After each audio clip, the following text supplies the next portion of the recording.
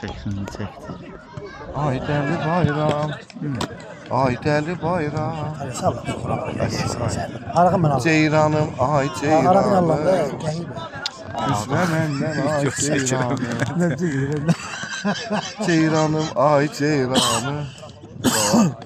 Teymur Bassaban nəvəsi şək kəsirik. O gün oturmuşuq da, bunlar da oturub Eldar ilə biz oturmuşuq bu sula sürüklüyoruz. Oturan kimi Eldar Eldar başladı bu dingilləməyə, o gün bəyaz tarafa.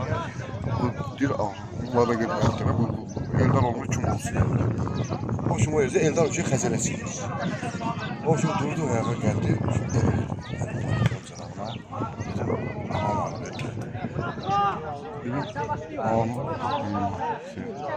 Aynen özü bildi.